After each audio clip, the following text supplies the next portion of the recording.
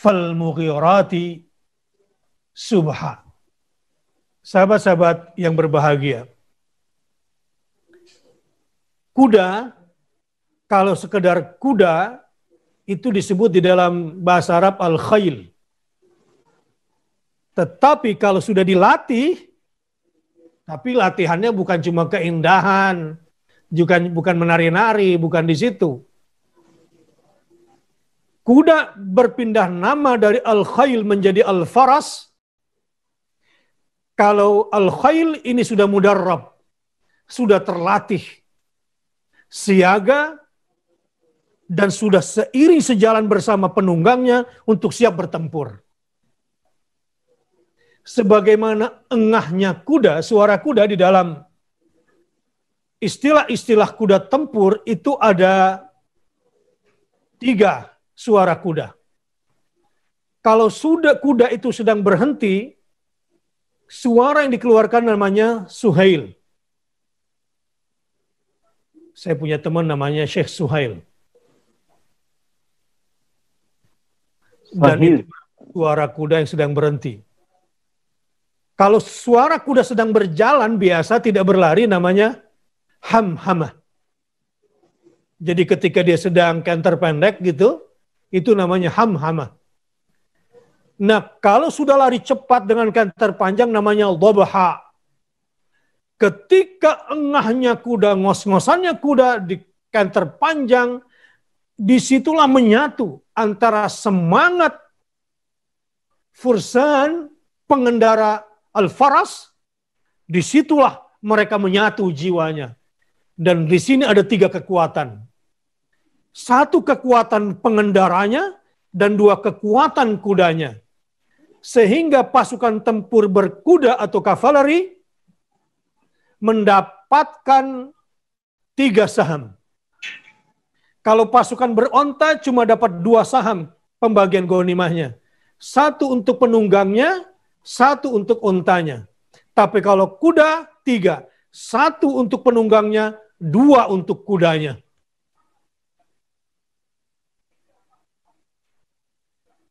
Makanya pasukan kavaleri, para penunggang kuda ini beda dengan para penunggang unta. Kalau unta dikenal lewat punuknya menyimpan dendam, al-ghil, maka hadis Nabi SAW menggambarkan bahwa di setiap ubun-ubun unta selalu ada kebaikan.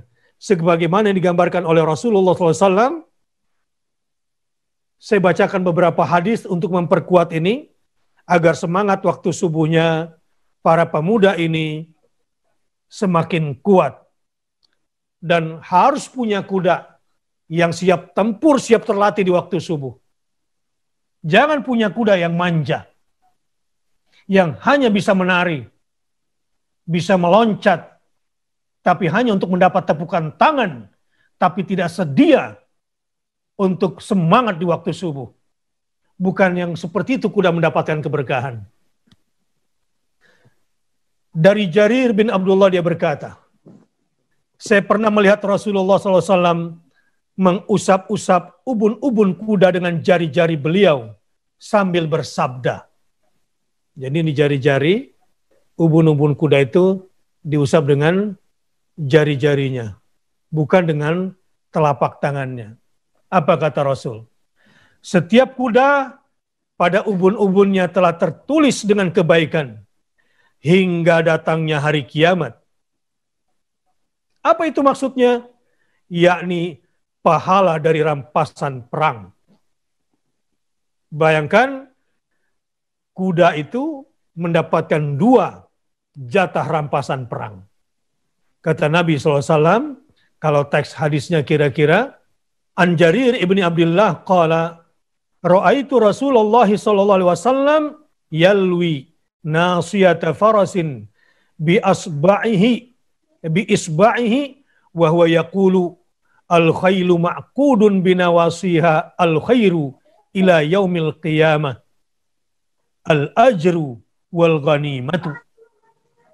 Pahala dan rampasan perangnya.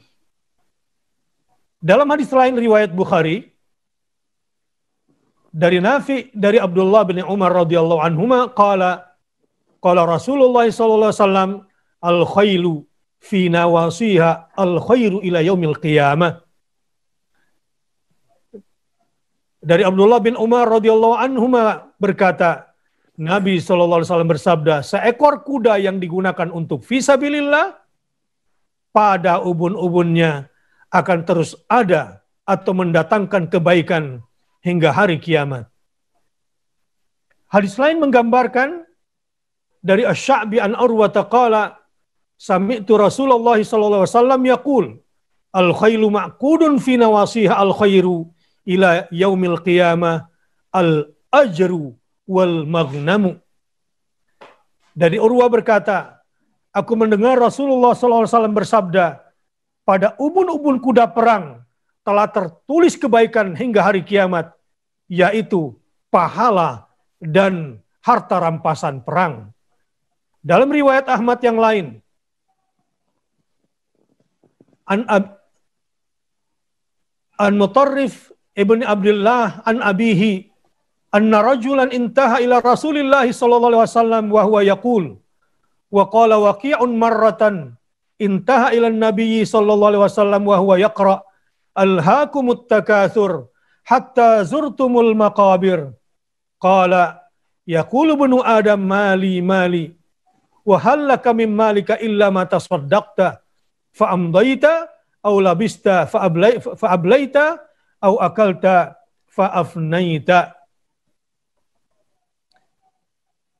Dari Mutarrif bin Abdullah dari bapaknya, ada seorang laki-laki yang menemui Rasulullah SAW lalu berkata, sedangkan Waqi' berkata dengan redaksi menemui Nabi SAW, bukan Rasulullah, dan beliau membaca alhaakumut takatsur hatta zurtumul maqabir, bermegah-megahan telah melalaikan kamu sampai kamu masuk ke dalam kubur.